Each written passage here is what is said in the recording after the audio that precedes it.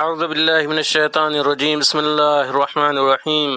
آیت اللہ خامنئی کو آیت اللہ بہجت کی تعلیم کردہ دعا۔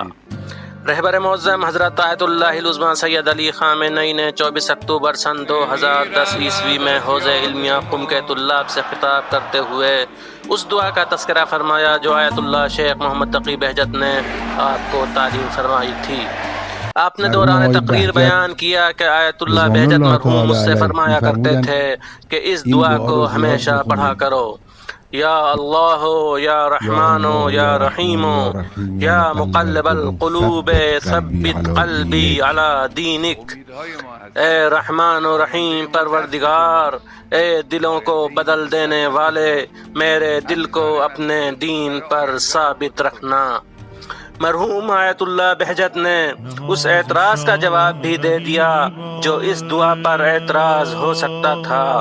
آپ نے فرمایا ممکن ہے کوئی یہ کہے کہ ہمارا دین و ایمان تو صحیح ہے، منطقی ہے، لاجیکل ہے، مستحکم ہے، یہ دعا تو کمزور ایمان والے لوگوں کے لیے ہے۔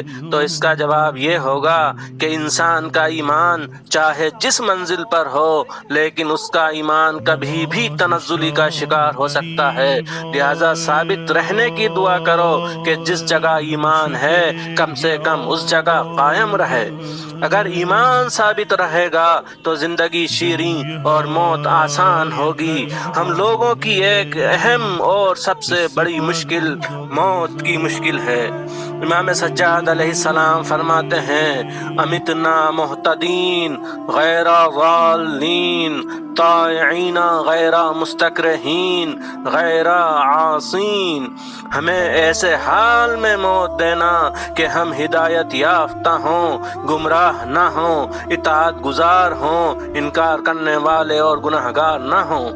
امام معصوم کی پوری زندگی عین ہدایت ہے، تو پھر امام ایسی دعا کیوں کر رہے ہیں؟ اس کا مطلب یہ ہے کہ موت کا مرحلہ بہت دشوار ہے، لہذا عاقبت بخیر ہونے کے لیے دین پر ثابت قدم رہنے کی دعا ہمیشہ کرنی چاہیے۔